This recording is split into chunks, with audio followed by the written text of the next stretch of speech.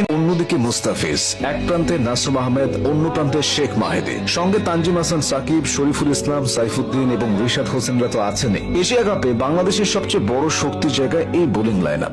Wicket taker, economical, finger spinner ও wrist spinner সব ধরনের বোলারই আছে স্কোয়াডে। কেউ চোটে পড়লে সেটা পুষিয়ে দেওয়ার জন্য ব্যাকআপ বোলারও রাখা হয়েছে। এশিয়া কাপে বাংলাদেশের বোলিং লাইন আপ নিয়ে বিস্তারিত জেনে নেওয়া যাক। শুরুতেই পেস বোলারদের ব্যাপারে আসা যাক। অতীতের যে কোনো সময়ের চেয়ে টাইগারদের পেস বিভাগ এখন শক্তিশালী, বিশেষ করে টি-20 সংস্করণে। বেশিরভাগ সময় তাসকিনের মাধ্যমে বোলিং ইনিংসের গোড়াপত্তনটা হয়। মাঠে এবং মাঠের বাইরে নানা আলোচনা সমালোচনা থাকলেও মাঠের ক্রিকেটে তাসকিন নিজের সেরাটা দেন। তাসকিনকে দলের বোলিং লাইন আপের মেরুদণ্ড বলা যায়, কারণ ঝটপট উইকেট এনে দেওয়ার ক্ষেত্রে তিনি সবচেয়ে বড় ভরসা। এশিয়া কাপে বাংলাদেশের ট্রাম্প কার্ড হবেন মুস্তাফিজ। মুস্তাই দেশের সেরা টি-20 বোলার, এ নিয়ে কারো দ্বিমত নেই। অফ ফর্মে থাকা মুস্তাও প্রতিপক্ষের জন্য ভয়ের কারণ, সেখানে এখন তিনি আছেন ফুল ফর্মে। পেস বোলিংয়ে শুধু এই দুজনেই সীমাবদ্ধ নয় বাংলাদেশ, আছেন শরীফুল ইসলাম, তানজিম হাসান সাকিব ও সাইফুদ্দিনের মতো পেসার। শরীফুলের শক্তি হল নতুন বলে দুই দিকে সুইং করানো এবং ধারাবাহিকভাবে লাইন লেন্থ বজায় রাখা। অনেকটা একই ঢঙে বল করেন তানজিম হাসান সাকিব।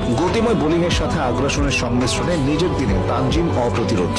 স্লগ ওভারে নজর থাকবে সাইফুদ্দিনের দিকে। দীর্ঘদিন জাতীয় দলের বাইরে থাকা সাইফুদ্দিনের প্রত্যাবর্তনটা হয়েছে ভালোভাবে। ভেরিয়েশনের ভেলকির পাশাপাশি তার কার্যকরী ইয়ার্কারগুলো স্লগ ওভারে ম্যাচের পার্থক্য গড়ে দেয়। এবার আসা যাক স্পিন বিভাগে। স্পিন বিভাগে বাংলাদেশ সবসময় তুলনামূলক শক্তিশালী ছিল, এবারের এশিয়া কাপেও তার ব্যতিক্রম হবে না। দুই টি-20 স্পেশালিস্ট শেখ মাহেদী হাসান ও নাসুম আহমেদের সমন্বয় বাংলাদেশকে সুবিধাজনক অবস্থায় রেখেছে। শেখ মাহেদীর অন্যতম সক্ষমতা হল নতুন বলে বোলিং করার ক্ষমতা। বিশেষ করে টি-20তে তিনি প্রথম ওভারেই প্রতিপক্ষের ওপেনারদের চাপে ফেলে দেন। অন্যদিকে নাসুম আহমেদ বাহাতি অর্থোডক্স স্পিনে কার্যকর। টাইট লাইন লেংথে ব্যাটসম্যানকে আটকে রাখা নাসুমের মূল শক্তি। আবুধাবি ও দুবাইয়ের মতো উইকেটগুলো তার শক্তি প্রদর্শনীর ভালো মঞ্চ হতে পারে। বর্তমানে টি-20তে সব দলেই একজন বা দুজন রেস্ট স্পিনার থাকে। বাংলাদেশে আছে রিশাদ হোসেন। রিশাদের আগে দেশের কোন লেগ স্পিনার জাতীয় দলে এতটা সফল হতে পারেননি। গুগলিটা ভালোভাবে করতে না পারলেও তিনি ইচ্ছে মতো বলকে ঘোরাতে পারেন। এছাড়া বাউন্ডারি হজম করলেও মনোবল হারান না। নিজের উপর বিশ্বাস ও ভরসা রাখার এই গুণ রিশাদকে অন্য সবার থেকে আলাদা করেছে। সব মিলিয়ে এবারের এশিয়া কাপে বাংলাদেশের বোলিং বিভাগ অতীতের চেয়ে ভারসাম্যপূর্ণ।